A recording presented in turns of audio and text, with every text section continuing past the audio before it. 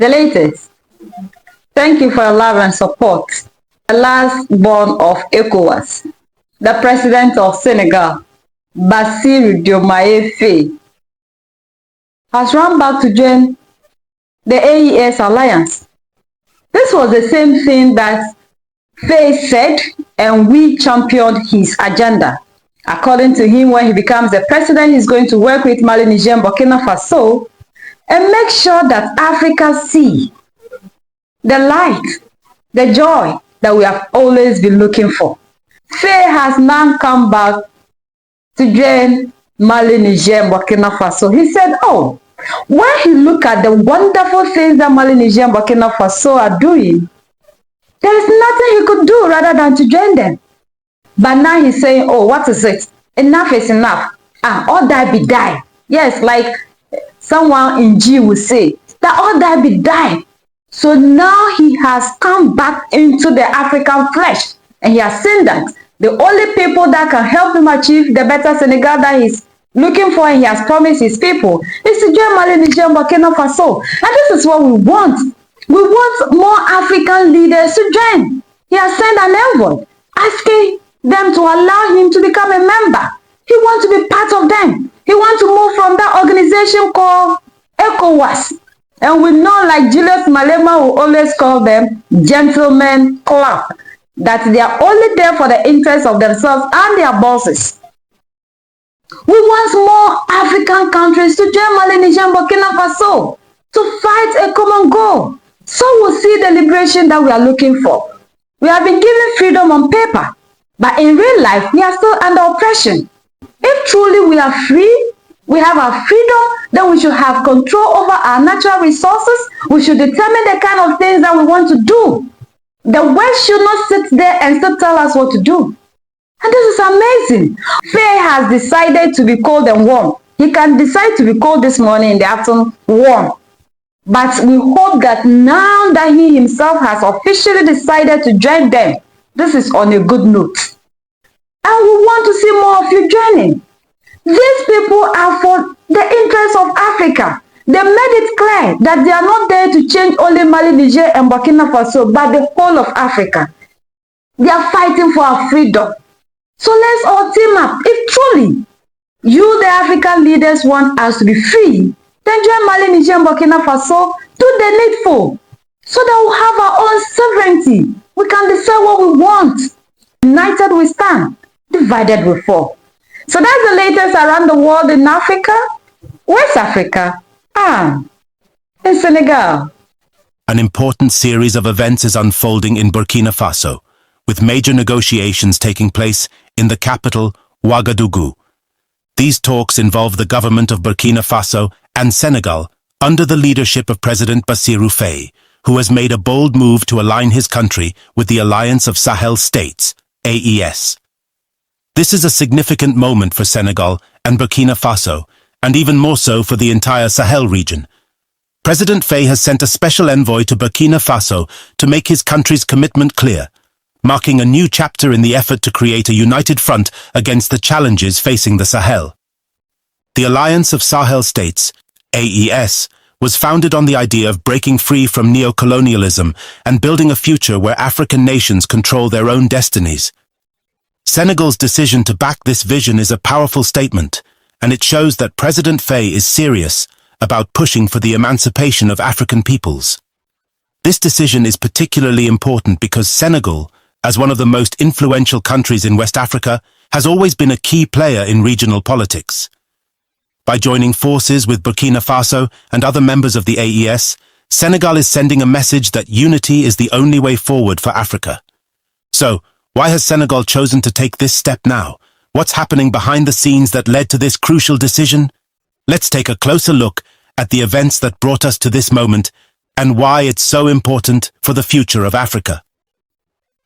On October 10, 2024, Captain Ibrahim Traoré, the president of Burkina Faso, welcomed the special envoy from Senegal, Abdoul Baili, in Ouagadougou.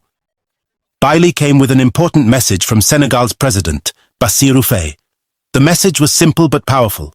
Senegal stands in solidarity with Burkina Faso and is fully committed to supporting them during these challenging times. The security situation in the Sahel has been deteriorating for years, and with increasing threats from armed groups and external pressures, the region is at a critical juncture. This is why Senegal's decision to join the AES is so significant. Abdoul Bailey, after meeting with President Traoré, spoke to the press and highlighted the importance of unity in the region. He said, "The people of our region have long aspired to unity, development, and security. It's painful to see the instability and violence that have plagued the Sahel for so many years, but we believe that by working together, we can turn things around." His words echoed the sentiments of many Africans who have grown tired of the instability that has held back progress across the continent. Bailey went on to emphasize that Senegal's decision to join the AES is about more than just politics. It's about building a future where African nations are in control of their own destinies, free from the influence of foreign powers. The idea behind the Alliance of Sahel States, AES, is simple. African nations must stand together if they are to overcome the challenges they face. Formed in September 2023 by Burkina Faso, Mali, and Niger, the AES was created as a mutual defense pact aimed at protecting its members from both internal and external threats. But it's more than just a military alliance. The AES is about economic and political emancipation, two goals that are essential if Africa is to realize its full potential. Mali's defense minister, Abdoulaye Diop, explained the significance of the AES when it was first formed. He signatory countries to come to each other's aid in times of crisis. If one country is attacked, the others are obligated to provide military assistance. This kind of solidarity is essential in a region like the Sahel, where instability has become the norm.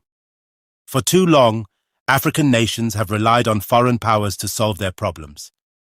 But the AES represents a break from that past, a future where African nations take control of their own security and prosperity. Senegal's decision to join the AES is also significant because of the growing Pan-Africanist movement that has been gaining momentum across the continent. President Bassirou Faye has made it clear since his election on April 2, 2024, that he is committed to breaking away from the neo-colonial structures that have held Africa back for so long. His decision to join the AES is a reflection of that commitment. Faye's supporters have praised him for his bold stance on African sovereignty and his decision to align Senegal with Burkina Faso, Mali, and Niger is likely to strengthen his popularity at home. Earlier this year, on May 30, 2024, President Faye made his first official visit to Burkina Faso and Mali. The purpose of the trip was to strengthen ties with these nations and explore ways to work together to address the crisis in the Sahel. The visit was seen as a significant moment in West African diplomacy, and it set the stage for Senegal's eventual decision to join the AES.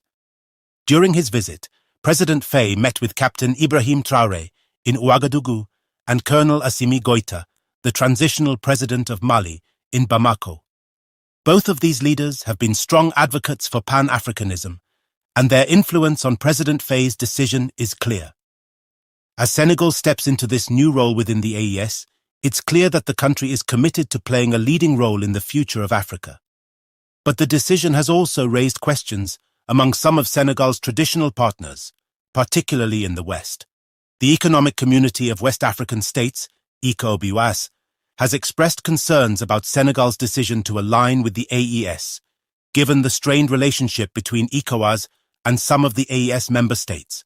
However, President Faye has made it clear that his priority is the well-being of the African people, and that means making decisions that serve their interests, even if it means challenging the status quo.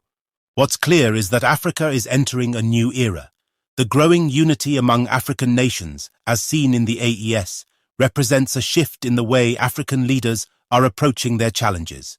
No longer content to rely on foreign powers for support, these nations are coming together to create a future that is built on mutual cooperation, shared goals, and a commitment to self-determination.